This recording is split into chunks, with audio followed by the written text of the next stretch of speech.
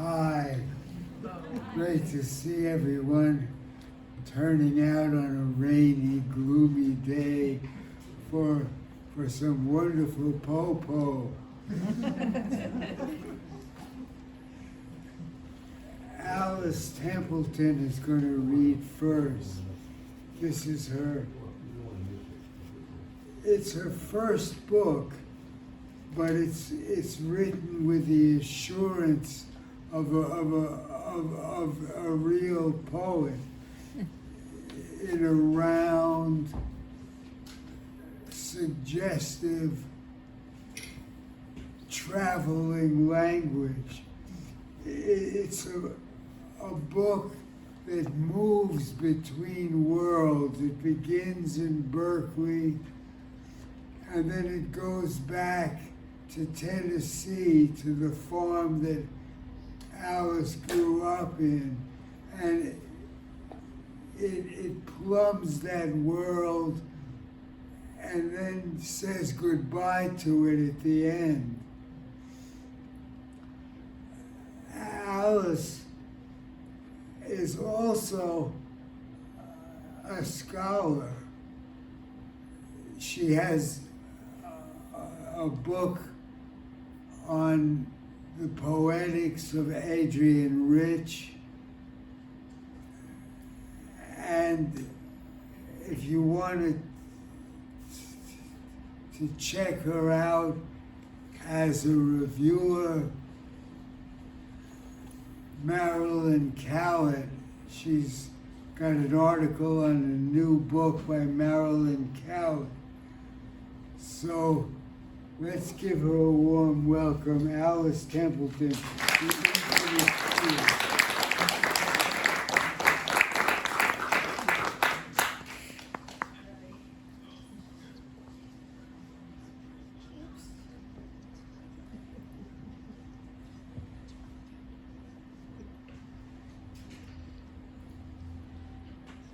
Wow.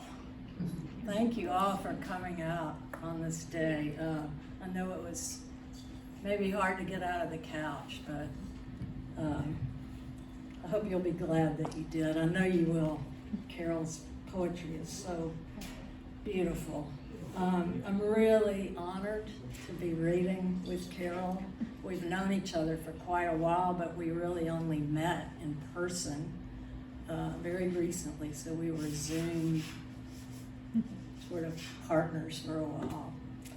And thank you, Poetry Flash, such an institution. As Richard said, the poems in The Infinite Field, this new book, fairly new book, are a tribute to and an elegy for the farm life that I shared with my parents from my teen years through their deaths.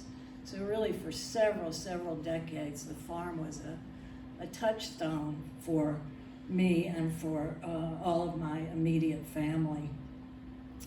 Many of the poems are, of course, have to do with memory, the forms and the functions of memory. So that's the approach that I'd like to take today. I'll start with what happens to be the first poem in the book, called Evening Song, Berkeley, California. Souls are en route to their hour. Souls are en route to their rest this hour. I sit with my share of solitude, culling books to lighten my load, at peace with endings on earth. A world away, the farm looms in me, smell of honey and itch of Timothy, the mare's muzzle at my neck, the sun bedding down in the neighbor's field as the distant highway moans. More than nostalgia, my life calls me home. Duties await me there, burials under the brittle pecan where the grass overgrows and the gates are left open. Of all my belongings, This weathered map tells my ways. I pack my things, humming old hymns of release as dusk dissolves to evening. This is the hour creatures come close. The horses have ambled into the lot for the night. At the trough, they nose the water's surface, waking a bit in the new chill, now that day is done and the air has grown rare and precise.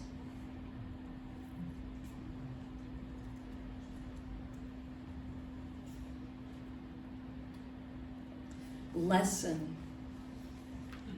In a new month of this declining year, the crest of morning is frosted with fog, tipping toward north a degree more each day. Loosestrife, goldenrod bend into the path. The hobblebush muddies its palette, gives up its green for autumn's deep red. Last year, I didn't know your name, didn't see this distance as my future, barely questioned the passing of warmth or light. Now, letters between us, confessions and dreams. I know how these late berries, rushing to ripen, make mad fruits of their yearning, and how the body holds tight to what it has learned and hardest to what it might have lived without.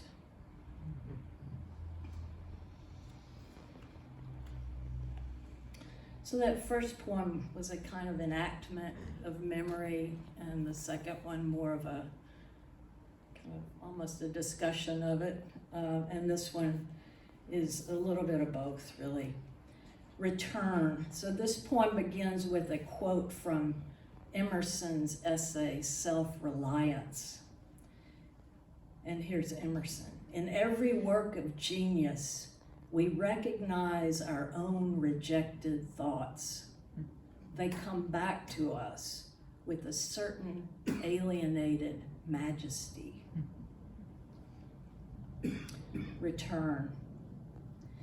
Anything you want is here, the teacher says, leaving me in an empty room.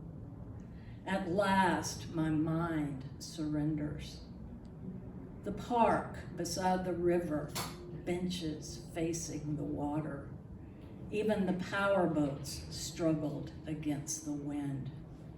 You had come for the sun, warmth rising from the lawn. I came to be with you, to burn in the wind with you.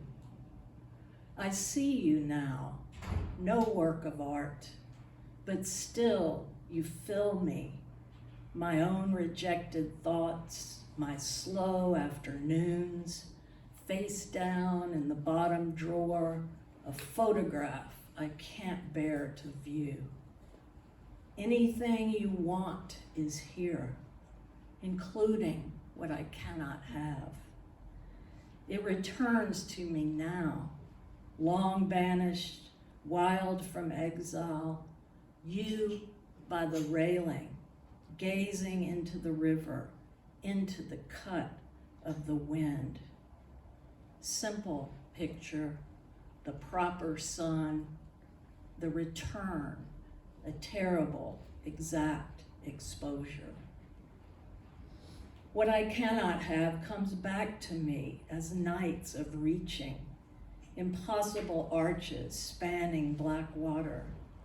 What I never had touches me, draws me back into scenes sketched in solitude, out of your absence, out of this longing. Returns to me, majestic, distant, like someone else's want. The confessions of a stranger whose purest day was spent sitting on a bench, facing the river, watching you lean into the railing, your eyes braced against the wind, your body brilliant in the sun.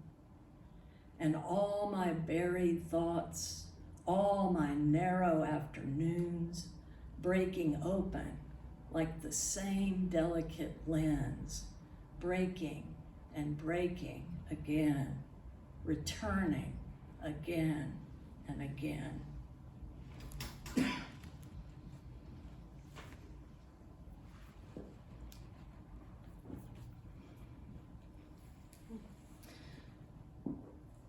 So memory is so much in the body, don't you think? It just is kind of part of the body. So the memories that make up a life story can sometimes be expansive and comforting and give us a place in the world, and other times that life story can be confining. And this poem was written, this next poem was written after I had read an essay by Santayana about philosophical thought and breaking out of sequential thinking. And his analogy for this was the tolling of the bells, 1, 2, 3, 4. And so I used that here in this poem to talk about a desire to kind of escape or start over or be here now, really, and not in the past. This is called 1, as in the number 1. Just past Eden, I roll the window all the way down as if a loose-fitting ease I have lost might blow in. Late August plays its tricks on my arm, heat of afternoon sun, chill of air, what has been and what's to come, pressed into what is.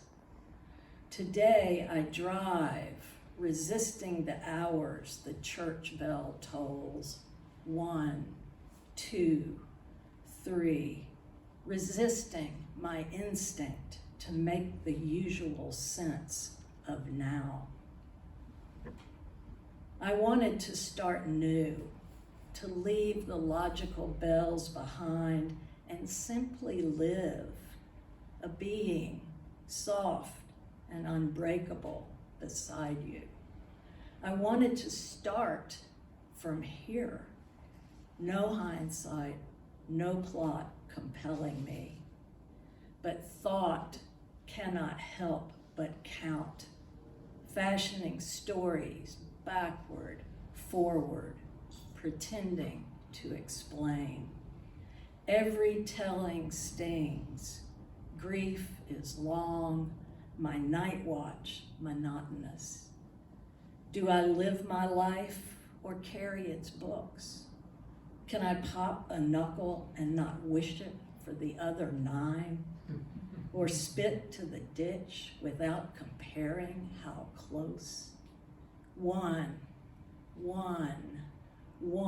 has no hands or deeds. The road is, August is, we are, slips of the sequential tongue, confounding our biographies. But sparks find mirrors in the dark. Hope requires a memory, and we are long past Eden, gulping at wind that can neither cleanse nor restore us. Back in town, schoolboys turn pages and pray for 3. And who am I to resist? Still, for the love of beginning, I want the world without me. In the cloud swell of every dawn, I want illumination without my shadow cut from its light.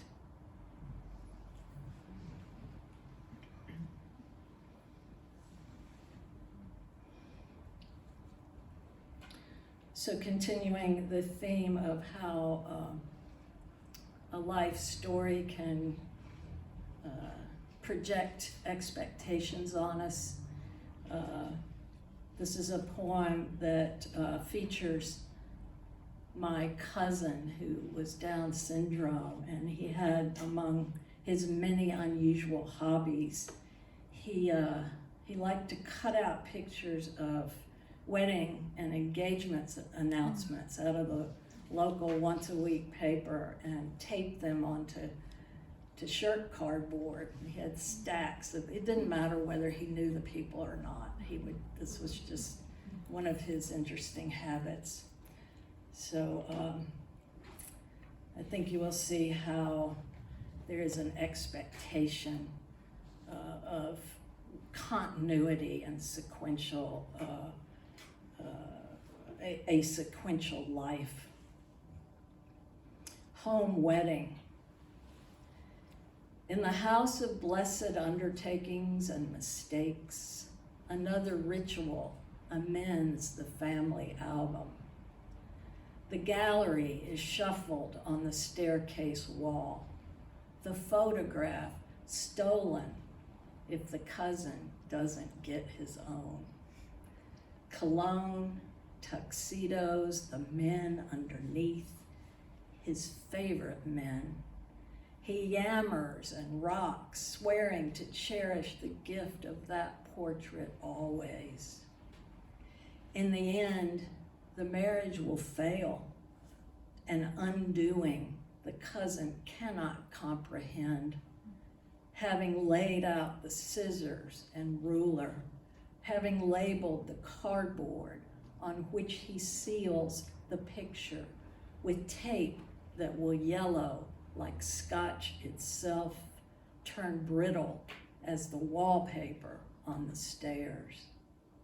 The reach of ceremony surprises us, not our joining, but the union made inviolate, eternally locked in his memory. That tableau he so easily fixes and adores, that death we trouble and sunder daily to keep us, we think, from parting.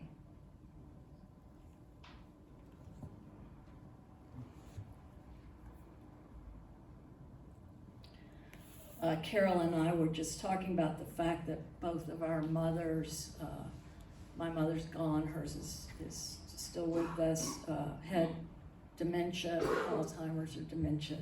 So, it's often that dementia is called memory loss, which sounds so regressive, and maybe it is, but wishful thinking, I'd like to think that it's progressive and that it's a different kind of memory. Probably not true, but I like that. So this is my poem trying to imagine what it might have been like for her to move into this different kind of memory where things were not so separated and things just kind of melded together. In this poem, it's sports. So swimming becomes baseball, becomes football, and so forth. And words, of course, are no longer particular and no longer separate. How it happened. Then she lost her keys somewhere in the torn lining of the straw bag she carried to her grandson's swim day. A basket of lipstick and lists she emptied in the gardenia's shade. Spritz of chlorine, smack of the failed back dive. Boys will sock their mitts and crack helmets, she knew, having cheered their punishing sport through so many seasons of stats and trophies. Her sons with their strawberried knees. Was it purse or pocketbook? that squarish compartment spiced with cinnamon and smelling salts. And shouldn't she have packed it with potato salad, spreading her skirt as usual over the patch of clover behind the backstop, inviting the boosters into her generous fold? Beyond left field, the starlings dropped from the pin oaks onto the grass, scattered and settled again. She thought she smelled Band-Aids or burning upholstery, but the words had already drifted. Ham in her lap, a baggie of homemade pickles. Call it luggage, taking her far from the bee-ripe clover and the pecking of baseball practice. Or a piece of rummage, an old thing bought at a Christmas bazaar, likely to be left one day in a bus station, where ladies in hats impatient to depart stiffen on benches, and a gray man drags a gray mop in figure eights across the floor. Ammonia, vinegar, the medicine breath of a forgotten suitcase opened at last. She waited for Easter with her careful eggs, a fat yellow cucumber, a compact mirror big enough for only one eye.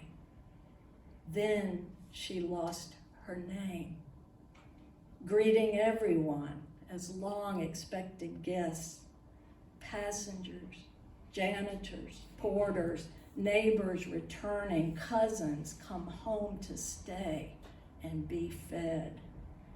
And then all children were her children. All men were brothers. All women their sisters. And then I was a flock.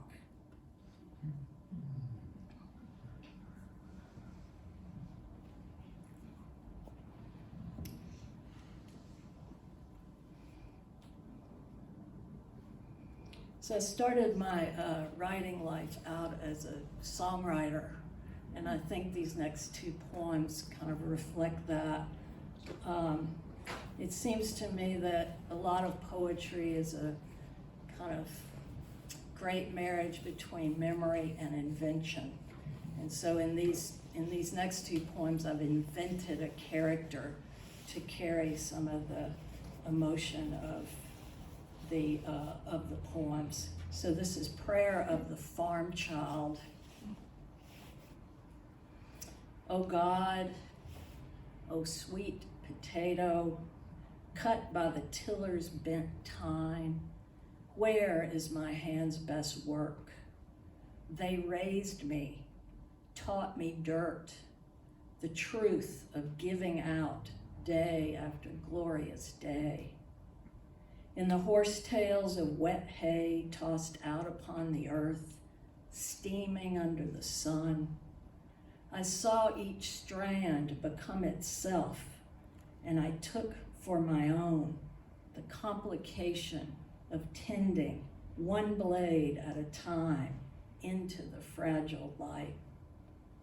But oh God, oh singular vine, now that they're old and lost on the land, all that I know deceives me, binds my hand to an errant plow with ropes of tangled muscadine.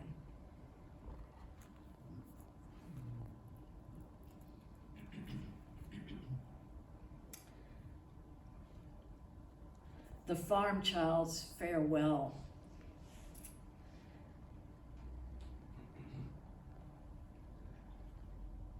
I'll not be coming back to the barn that splinters the evening sun.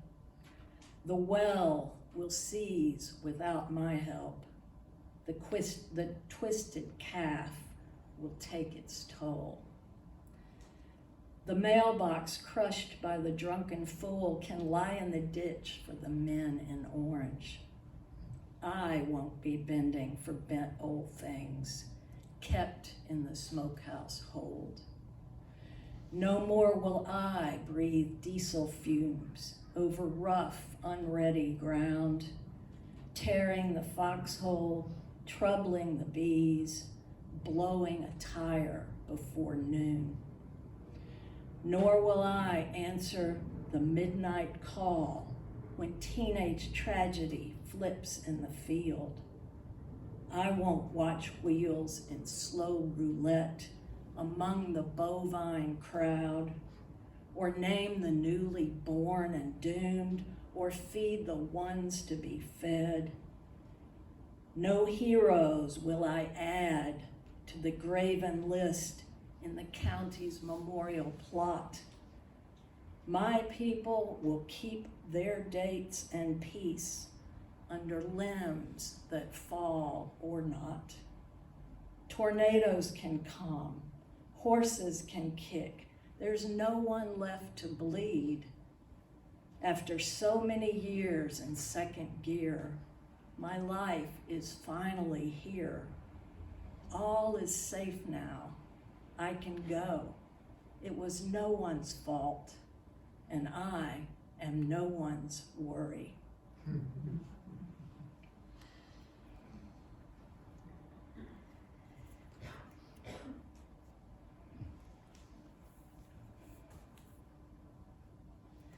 I just want to say again what an honor it is to read for Poetry Flash, and to read with Carol, and to read for you. So thank you for coming out. I'm going to close with this poem that is based on Andrew Wyeth's painting, Christina's World. And if you remember that painting, it depicts the young girl in a field of grasses looking back up at her home place. And part of the story was that this girl was disabled in some way, had trouble walking. And I envision her in this poem as being the painter, or a painter. World. The house of many shadows is sternly ordered now. The barn, a shape without splinters against the sky. My father's shirts on the line are no bigger than the pigeons I've watched from my chair each day, flapping to and from the loft. Mother will be distraught to find me gone, but a painter needs distance to tame the eye. Yet here I lie, the ant climbing my shoe, each head of wheat, its own gold light. My crooked, crutchless self, astounded, bound to the earth's body, without muscle to stand upright or reason to see as one who has dominion over beasts, birds, ants of the infinite field. All right, thank you very much.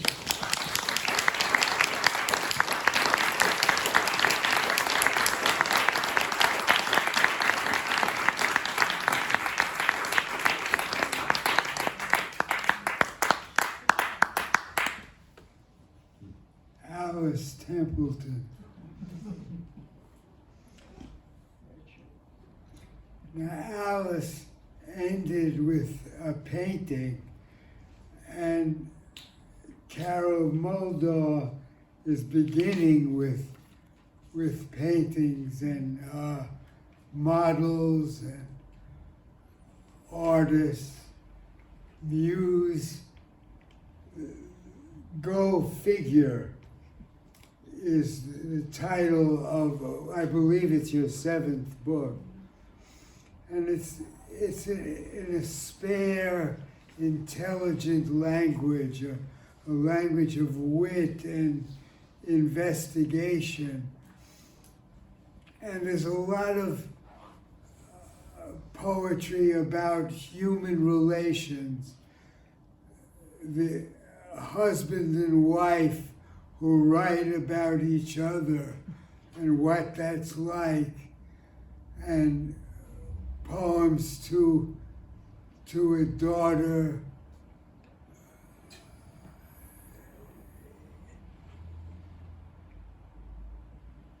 There's also an extreme, it seems to be, sensitivity of part to whole and of the sounds of language and what that means.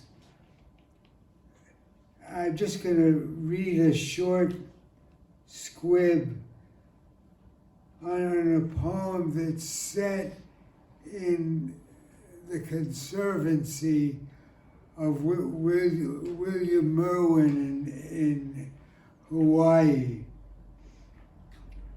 Each palm, William, or Merwin to me, who didn't know him, each palm he planted, he said, was planting a poem.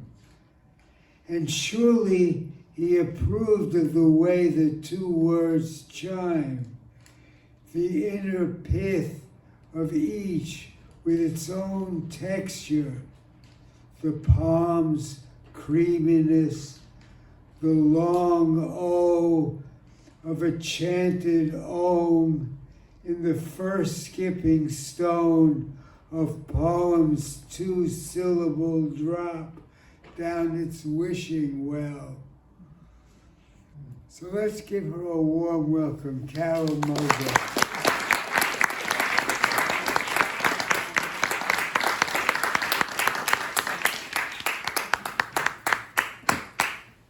Thank you so much, Richard. And such a pleasure to hear you, Alice.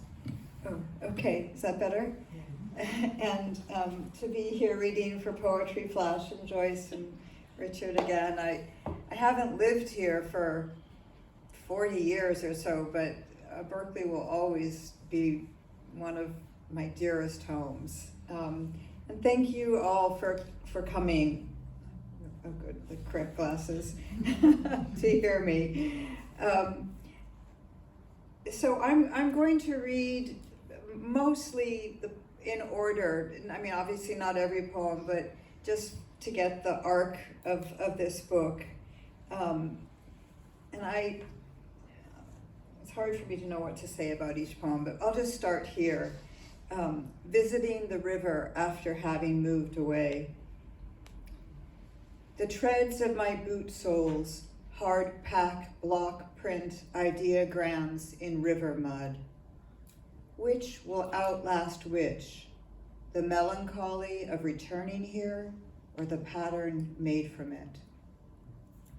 That kind of touches on what Alice said about poetry being part memory and part imagination. And this is called On Being Mused Upon. Reading his poems, you recognize yourself in intermittent, isolated images.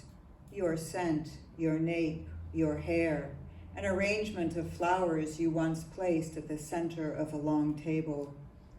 It adds to evidence that you are being seen, which is not, you hope, the same as being watched, a thing you don't want. Still, you wonder whether the piecemeal you and she resemble at all your version of who you are.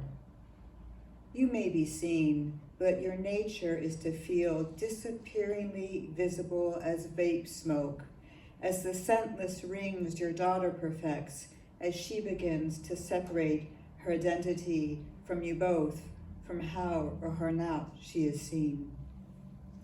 There are a lot of poems, as Richard mentioned, on being an artist, being the one written or painted, the kind of interrelationship of life and art. And the next poem is the title poem. And it begins with a description of Khajuraho, which is a World Heritage Site in India, a Hindu temple.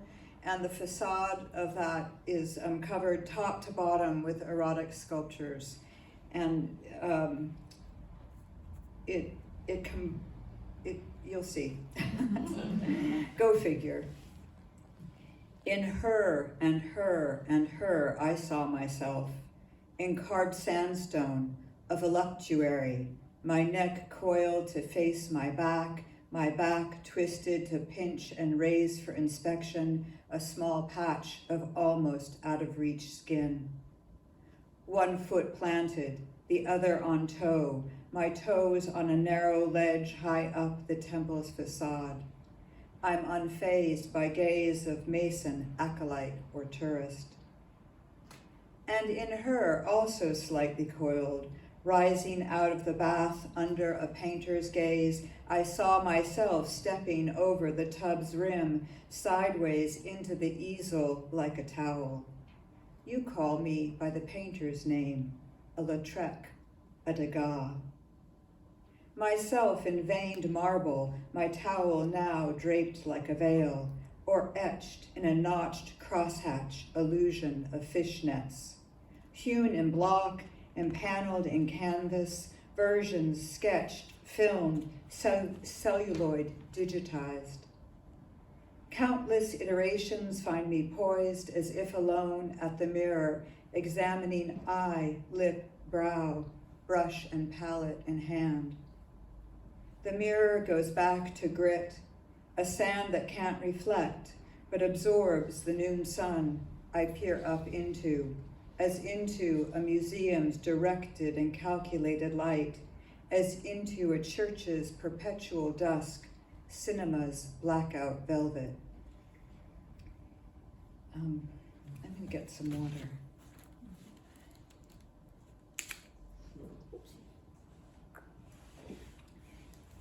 The next poem kind of continues this theme, and it's titled Model and Painter and Model 1, and it's after a painting of Lucian Freud's called Painter and Model. And the model in the painting is Celia Paul, who herself is an amazing artist. I think there's soon to be a retrospective of her work in London. There was a Nascar just wrote something, was published in the New Yorker that was about her painting that I think is,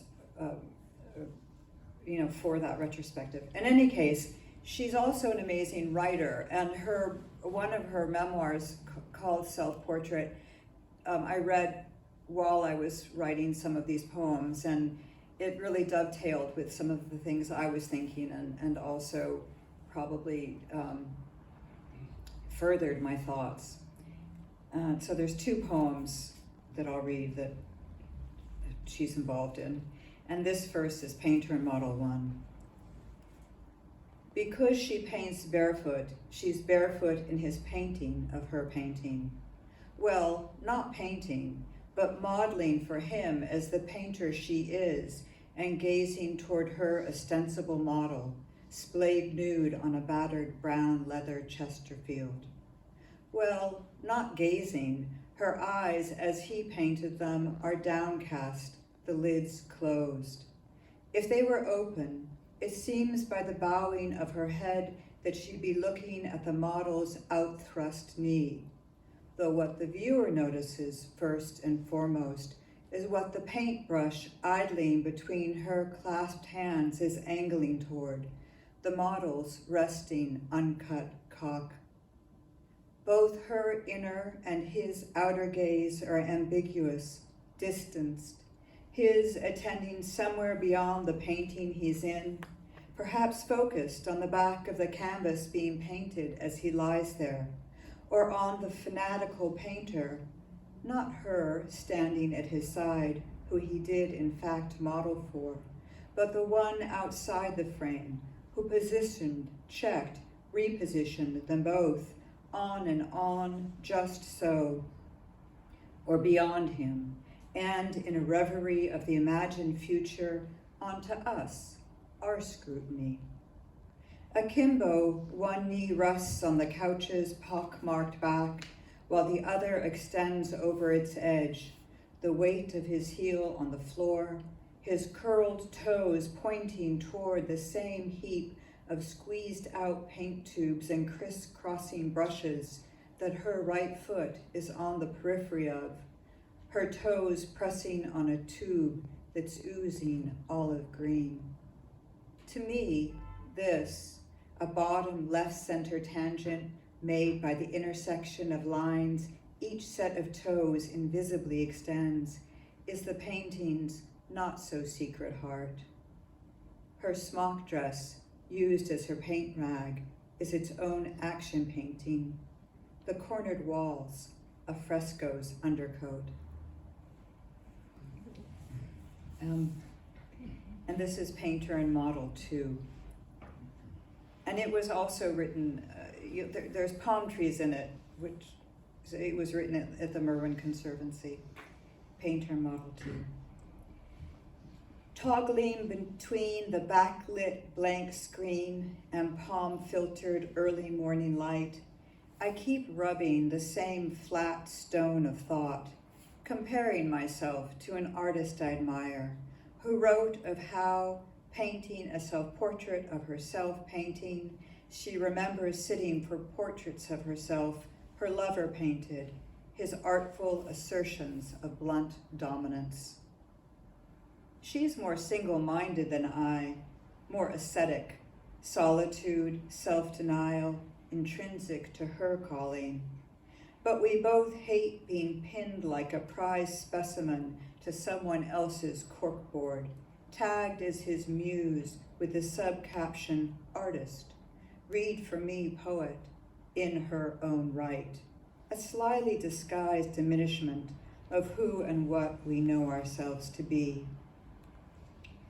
No one is ever asked to model for a poet. No one's lips are scrubbed or limbs realigned, so I've avoided that particular power struggle. Poets prefer to cast our muses sidelong looks, to downplay awareness of our scrutiny. I'm drawn to interiors and still lifes and intimate window-mediated landscapes, no figure indicated beyond dashes and dots.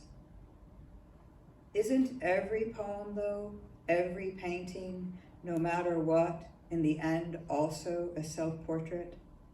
One eye always looking inward and one out, ears attuned to discordant frequencies vying within range, the oscillating table fan, the swooping pitch of isolated bird call, and, like the incoming tide or thought turning over, palm fronds sighing in the wind. We're almost through with this theme, but there's another poem about poets cohabitating, and that's called Raccoons. On my way to water the strawberries at dusk. Oh, and I just want to say the strawberries are from when I lived in Berkeley years ago. I'm going to start over. On my way to water the strawberries at dusk, I gardened in those days. I saw a raccoon clasping the outdoor spigot like a sailor's wheel, using both paws that seemed more and more like hands as it kept twisting until water gushed out of the copper nozzle and it drank. I hadn't thought of it in years, not even after I saw another raccoon high-stepping the coyote fence midday with a limp vole overhanging its mouth. Such a singular sight, I had to tell you, and blurted it out as soon as I saw you, a piece of domestic gossip, like the first crocus or noisy neighbors. Common property, like so much in marriage. A small business, a friend called it, down to the cooked books. Only later, after I spotted the raccoon sauntering through a line in one of your poems, only after the pressure cooker of my displeasure caused you to recast your raccoon and vole as skunk and mole? Did I flash on the one I'd seen decades before? Its lack of furtiveness, the air it had of being within its rights, the way it took its time to retrace its steps to turn the water off. Or did it amble on and let the water run? No copyright protects idle talk, you might have said. Or the imaginarium of marriage knows no bounds. And then a different kind of marriage poem, Night Piece.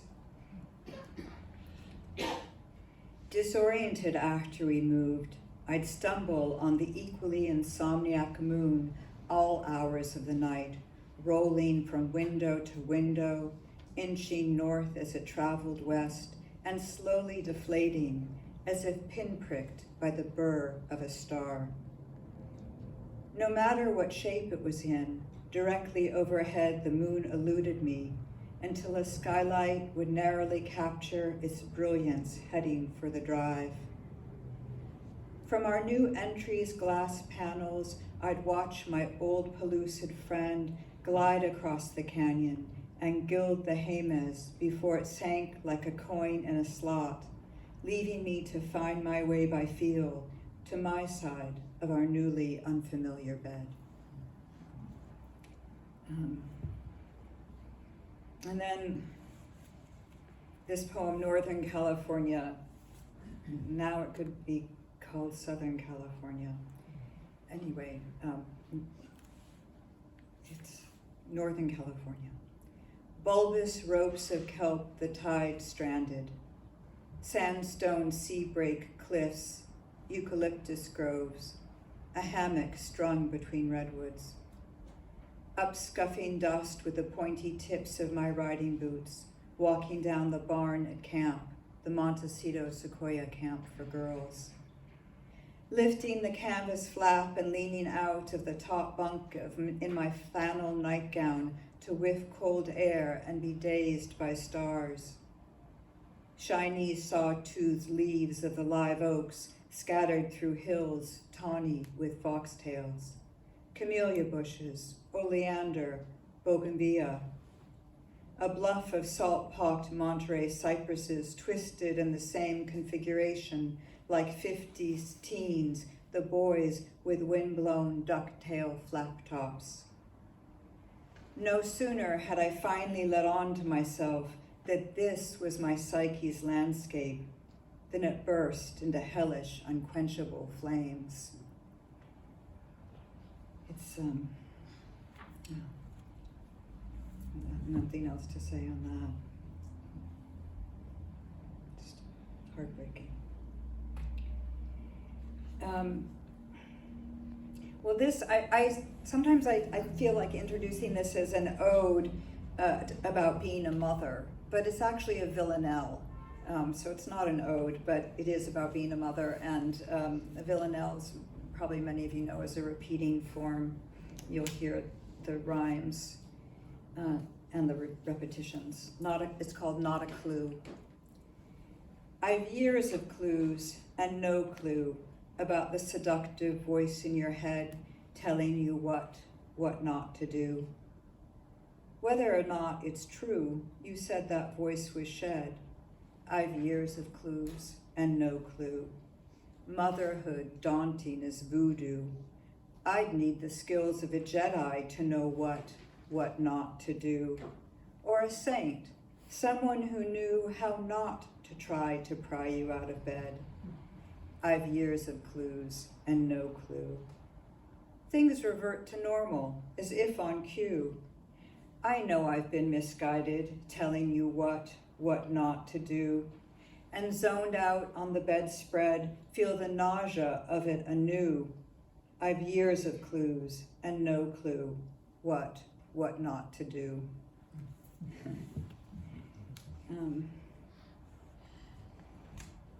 And then I'm sorry that this poem has kind of come around. It's called, I'm sorry that the subject of the poem has come back around.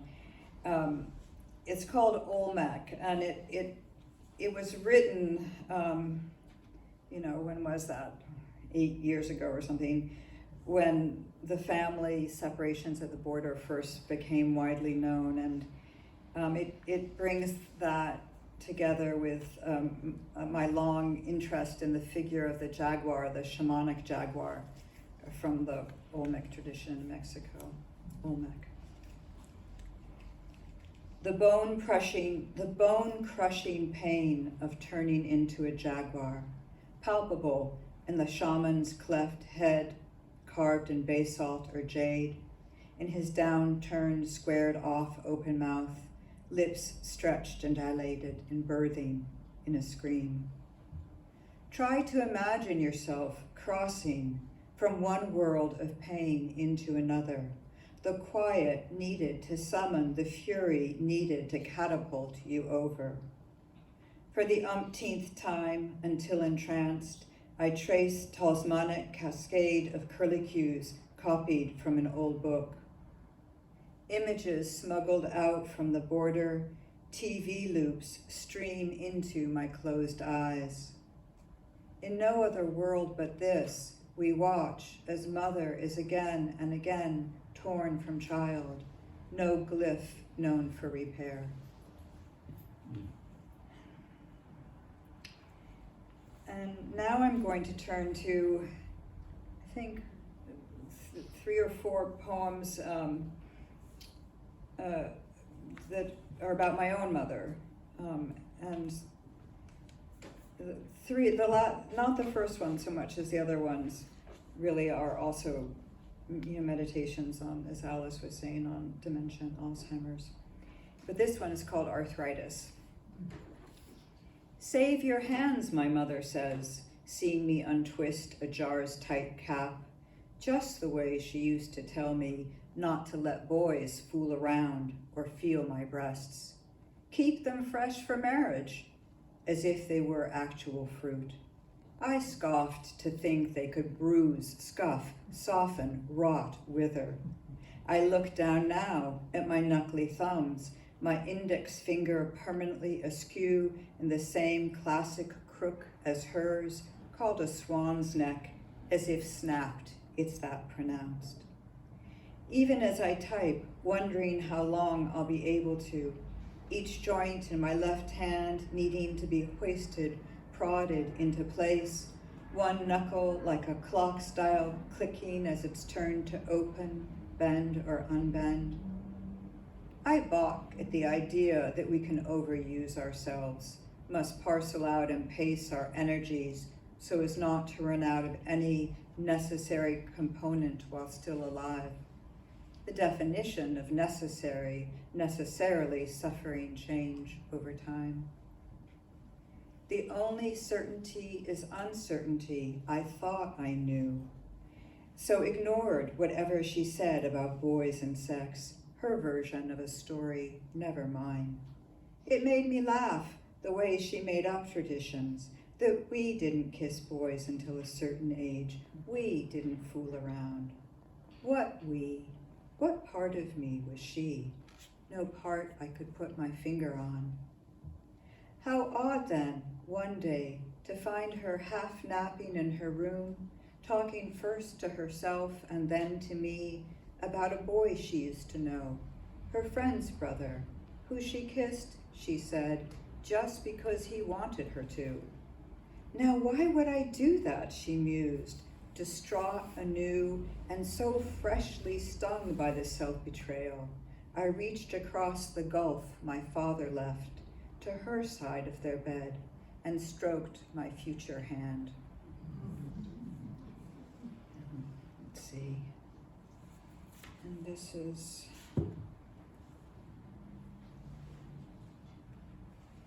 there's two that, I'll read this one. On the cusp. Don't forget me, she pleads, just as she's quavering on the cusp of forgetting me. She utters my birth time, our shared moment of severing, my astrological starting point, like a secret code, a charm, the combination needed to open her built-in wall safe. The gears grind. When she gets the time wrong, I correct her, though I know I shouldn't. She wants her daily horoscope read aloud. Cancer, our mutual birth sign.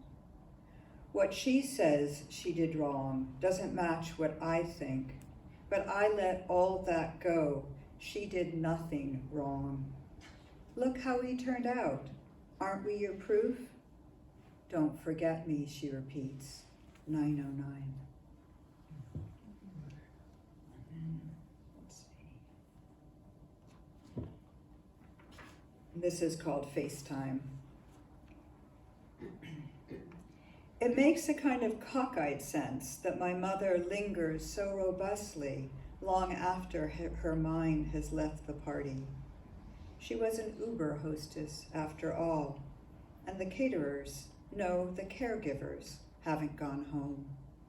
She's forgotten they need to get paid. It's prearranged. A good thing Dad left the money. I came late to being a good daughter. As a moral value, it didn't move me. It involved too feudal a fealty. What I wanted was safe passage, diplomatic freedom to come and go after the truce and treaty signing. I sought dual citizenship, 2 passports, primary residence in my own city-state. Yet here I am, unsummoned, calling nearly daily these last few years, checking in on FaceTime, so that even if we barely talk, we see each other up close from afar. Though mostly, and more, my mother doesn't look at me at all, her eyes shut or on her own image in the corner of her screen, trembling. Let's see, I lost track of time. I don't know if I'm reading too long.